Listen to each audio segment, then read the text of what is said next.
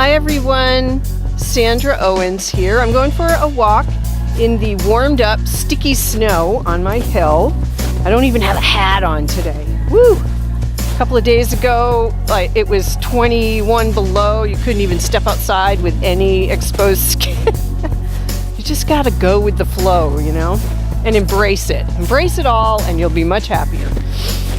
I actually want to do this video today as a reach out to a good friend named John who lives about 20 miles off the Chukchi Peninsula of Siberia on an island called St. Lawrence in the Siberian Sea. It's an American island and it's like 300 miles from Alaska, and the people that live there are Yupik. Haven't met anyone in person, but just wonderful people and some friendships. And anyways, I wanted to share some little strategies that I've built regarding addiction and cravings. So like everybody, addictions start in the mind, right? Like, so it's all in your mind and how you react to things, and we all have our things, right? So for me, I have an addiction to Pop-Tarts and caffeine, and for a little while even alcohol. So I'll start with the Pop-Tarts because I really believe that with really big addictions like, alcohol and cigarettes and, heroin or whatever, there's some that they just like sink their talons into your back and they're just really big, and they're hard to get rid of. So my approach has been to cut myself some slack. Don't, just take a break from, I need to stop this, I have to stop this. And it's so heavy and so intense and so full of expectation and all that kind of stuff that,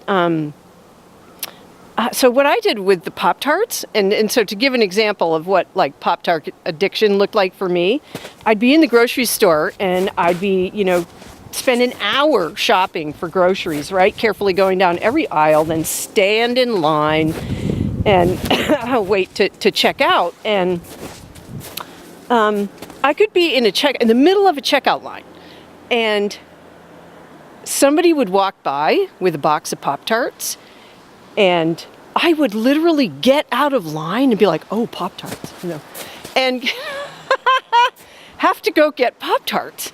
And so it's just sort of a funny addiction in some ways, but I like giving myself a little bit of space. So what I do was I have this little practice of, I call it letting it out with the cat. So I just made up this little sort of meditation. And what I love about it is that it's very peaceful and gentle. And okay, so what I do is I close my eyes, slow down my breathing, lengthen the breathing, just sort of calm myself down. And then I imagine in my mind's eye, oh, rabbit turd. I imagine in my mind's eye that I'm in a summer house and I'm walking down a hall, and at the end of the hall is a screen door, and in front of the screen door is a sleek black cat sitting, waiting for somebody to let it out. So I gently walk up to the screen door, lean over the cat, and just push open the door. And the cat stands up and walks out. And while I have the door open, I also let out anything that no longer serves me. So, for example, with Pop-Tarts, I would just imagine an addiction to Pop-Tarts just going out gently like a helium balloon and just drifting away. and then just closing the door and, on like that. And it's unbelievably effective. And I think it's because I'm taking the pressure off. I'm not shooting myself. I'm not, there's no expectations. There's no anything. It's just very peaceful and gentle. And I've done the same thing with caffeine. So this summer, I decided that caffeine was no longer serving me well. I have plenty of energy. I don't need caffeine. And it has sort of these negative things where, like, if I can't get a really great cup of coffee when and where I want, when I get kind of crabby about that. And it also is just sort of makes me more impatient, and I don't need any more help with being impatient either. So I decided that caffeine was not serving me well. And I had gotten a couple of speeding tickets in a row, and I wanted to embrace slower, which is a new concept for me. I don't really do slower. So I wanted to try a new practice, and I thought that caffeine was kind of standing in the way of that. So I only drank one good cup a day, but still it was like an important one. I'm just coming over to this pine tree because I see a bunch of tracks over here and I gotta check it out. So I did that same let it out with the cat practice with caffeine, and just gonna put this camera up here.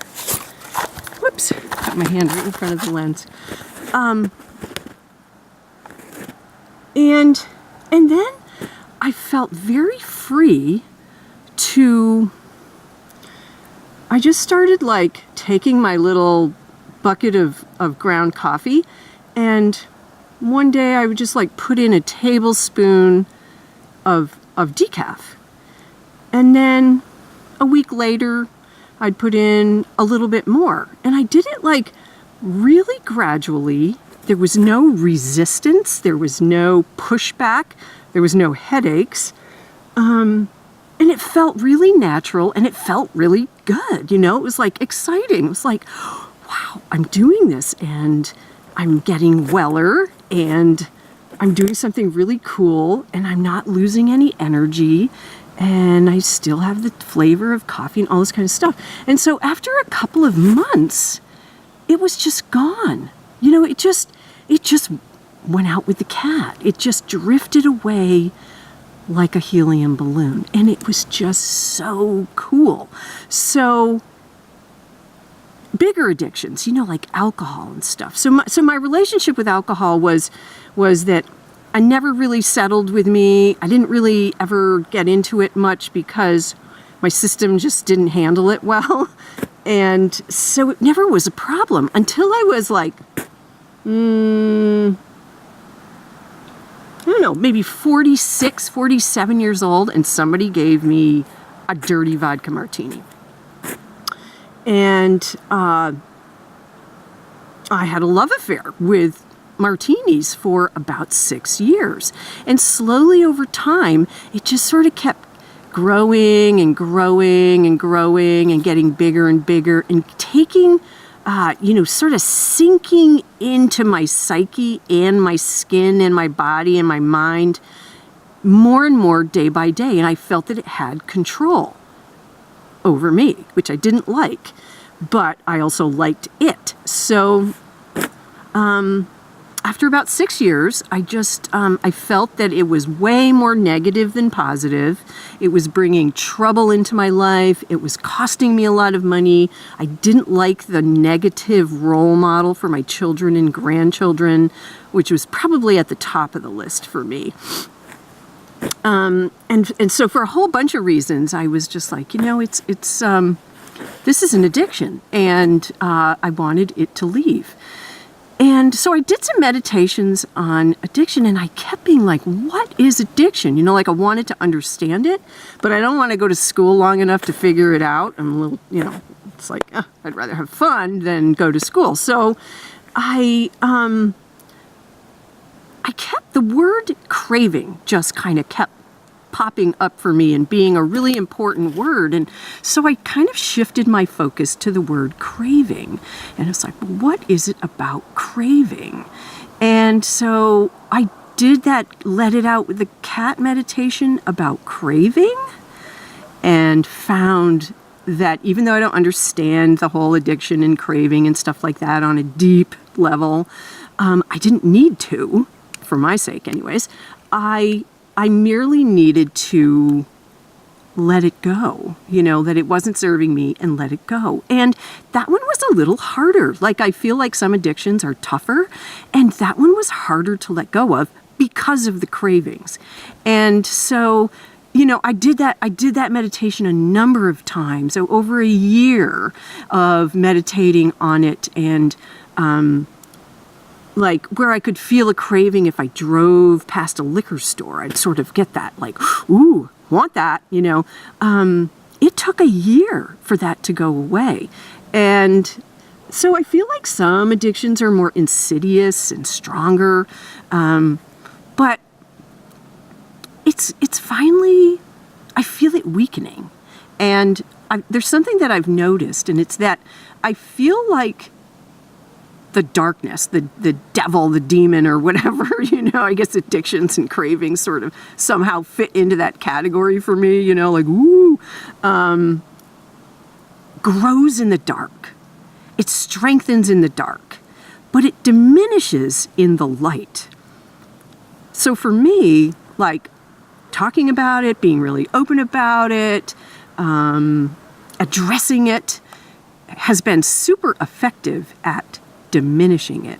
So I think what I really want to say is that I took the pressure off myself about it, and wasn't like, I have to stop this, I need to overcome it, I need to be stronger than it and beat it down, because that has never once in my life has that attitude ever shifted my behavior, has ever helped me, has ever changed anything. And I don't care whether it was fear, control, impatience, an addiction, anything else. I've never been able to just sort of I'm going to make this stop, and then it stopped.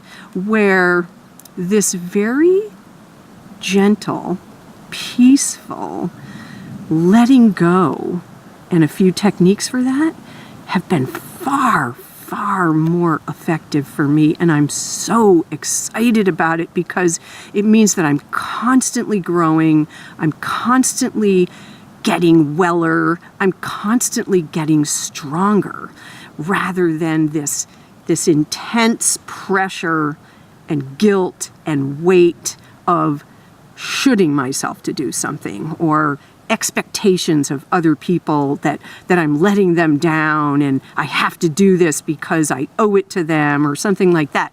It was just like letting go of all of that, and just being so much kinder to myself.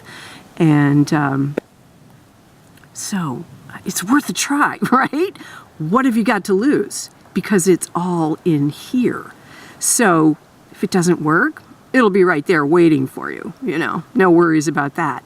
But I've had so much success with it in so many different areas. And the speeding tickets that I got, I don't speed anymore. And I'm not going to say to myself that I'll never get another speeding ticket, or that I'll never speed, but through mindfulness and embracing slower, I just don't speed anymore. I notice the speed signs, and I don't resent the speed signs. I just let them be what they are, and I go ahead and do and so it's this really beautiful thing. Anyways, thanks.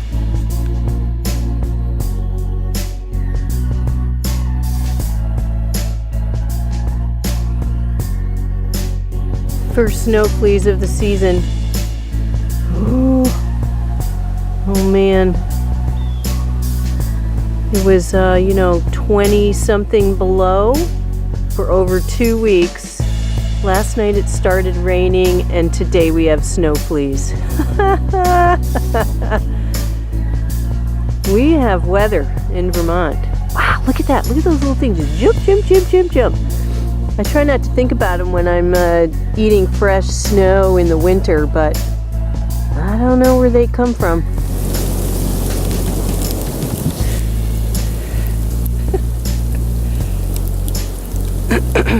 Hi, Sandra Owens. I woke up this morning to the sound of what sounded like tiny little icicles falling on my skylight.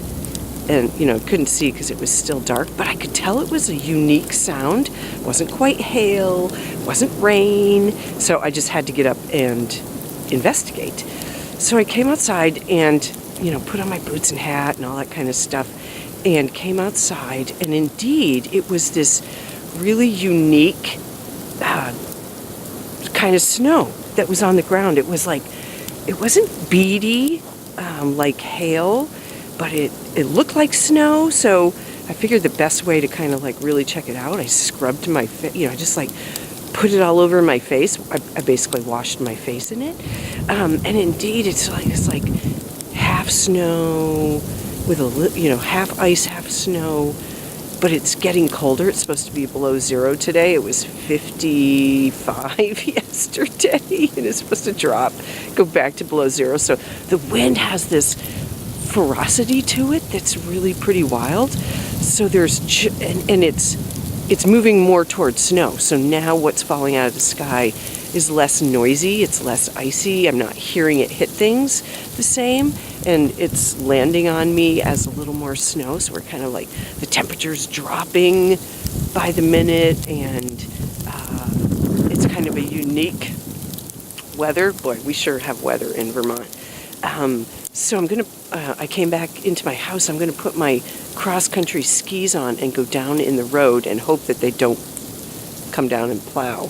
Because it's snowy enough to be able to ski in it. It's not just ice. It's actually more snowy than anyways, it's just kind of unique. And I was thinking about how we like go do specific things, like we go ski or we go snowshoe or go swimming or something. And I love to just go out and experience whatever the weather is, not like come up with a specific sport or activity to do in it, because that's so limiting, but to actually just like go experience the weather, just go smell it, listen to it, enjoy it for what it is, and it's that way. It's so exciting. It's exhilarating, I'm not trying to like force something to happen. I'm actually just enjoying the gift of whatever the weather is, and not making a like, oh, this weather is terrible. It's unique, and it is what it is. And so I don't know, it's more fun. So I'm going to go in and get dressed up better, and I'm going to put my ski goggles on because it is really windy and gusty and getting really, really cold. So I'm going to put my ski goggles on with my cross-country skis, and then, ski down to the lake. I really want to see what's been going on with the lake, because it froze over, so I can't swim in it, but I've been skiing on it, and it's been pretty thick. But yesterday and the last couple days of warm-up, I'm curious what it's like. So anyways, I'm going to go do that. Ooh, love it. I guess Robert Burns knew something about mice that I didn't know, but, this poem that the best laid plans of mice and men often go awry. This week, due to weather, all kinds of really fun things got canceled. So, I can choose to stay indoors and be mad at the weather, or I can just go out and embrace it. So this morning I woke up and there was this weird, like loud, icy, pelty sound going on all around the outside of the house. I was going to put on my ice bugs and go for a run, but when I got up and went outside, it sort of looked like snow, and felt sort of pelty and icy, and I was just going to be like, wow, I'm just going to go explore what Mother Nature's giving me, and went inside to change, and in those few minutes, it turned to snow. And it's supposed to be -7 degrees Fahrenheit today, and it was like 55 degrees yesterday and 25 below 4 days ago. So it's crazy, right? So instead of being mad at the weather, I'm just embracing it all, and I'm just going to shift with whatever she's given me. So I'm going to put my skis on and go for a cross-country ski. It's getting really cold really fast, so these are better goggles to wear. Hopefully the town crew won't go down and plow my road. I'm going to go just ski down to the lake and see what's been happening with it. So anyways, you love it. I love it. It's awesome if you just kind of go with whatever she's dishing out, you know? Like, okay, thanks. It's all a gift. Hi. I just skied down to my lake. It's about 1.5 miles, and it was absolutely magical. The plows hadn't come down the road, so there was like 3 inches of perfect quiet. Nobody's on the road because it's this super windy, crazy winter day. A big transition from deep winter to 2 days of spring to back into winter. So everybody's kind of hunkered down. I'm hunkered down out in Mother Nature because I just love it when she gets moody, because it's like riding the tail of a tiger, you know? It's fierce and wild and windy and beautiful, and it's right in my backyard. You know, I didn't have to go get on a plane and go anywhere. I can just, like, my wild voice is so awake and in tune with my surroundings that I don't have to go anywhere, you know? And I was like skiing down this hill on the road, and there was just a stream coming off from the mountain. It's sort of like a big hill, small mountain, and icicles, and it was absolutely beautiful. And you could hear the sound of this waterfall, and I'm like, wow, this is just like a tiny little stream, you know, on the side of a mountain, and it was so beautiful. And then a grouse just went walking across the road in front of me, and it's just incredible. It's so cold. It's fast, you know. And like the lake had frozen over in 2.5 weeks of very sub-zero weather. So I know that the ice on the lake is safe, but the first 10 feet of the lake, not so much, because it warmed up in the 2 days of spring. So it's kind of slushy and mushy. So there's a fine line between adventure and stupidity. So I'm not going in the water, but it's just awesome just to come down near it. And there's all these branches down in the road, and so there's nobody out driving on it. It's like my own little road, my own ski path, you know. So anyways, there's just all these awesome gifts if you're just willing to go out and enjoy it. And so anyways, that's what I'm doing. It's awesome. So I made some tea. So I have a little thermos of tea and some squirrel food. So I keep these little like nut and peanut butter and dried powdered milk in my front pocket. That's my breakfast this morning. I was so excited to come outside that I didn't even like have a cup of coffee and breakfast. I just got dressed and came out. And so I'm having breakfast here outside in this wild, wild weather. And it's just, oh, I'm so grateful. I'm so grateful. What a perfect meal. So I just got back from that amazing breakfast ski, and on the way back, it had snowed even more on the road. I'm going to say there was probably a total of 3.5 inches, but because it started out with this kind of icy snow, it coated the dirt road first, which was perfect, and then snowed 3 to 4 inches on top of it. Nobody was up. Nobody was out. So it was all mine, you know? And so I was coming back, and a deer crossed the road in front of me, and then like all the animals were waking up and looking for breakfast too. So there were all these tracks, and I saw some hawks, and it was so cool. I was just kind of up with them, you know? And I got to ski down the road is this like long hill, and I got to ski down the middle of the road because nobody's traveling on it. So it was a really unique kind of thing, but because there wasn't too much snow and it's pretty fine, it was pretty fast.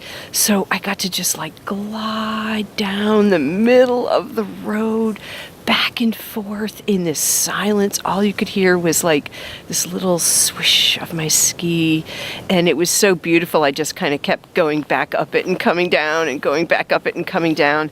And I have like, everybody has like one weak leg, and so I always feel like it's best to strengthen whatever the weakest member is by encouraging it. So and for me, it's my left leg. So whenever I'm skiing or doing something, it's always like just a little behind, you know? So I went back to the top and then just stood on my left leg and closed my eyes and skied down the middle of the road, down this incline.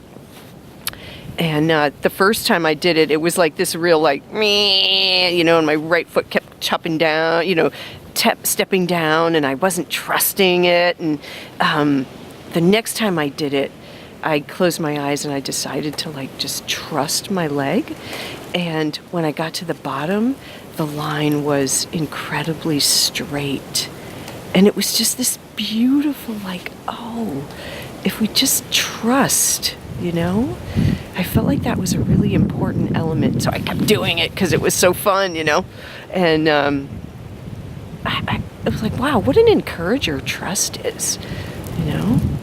Anyways, so now I'm back home. Now I'm gonna like go in and make coffee and have like a real breakfast. But I just lived a whole day of excitement and being outdoors before anybody else is like really even getting up yet. So how cool is that? What a gift.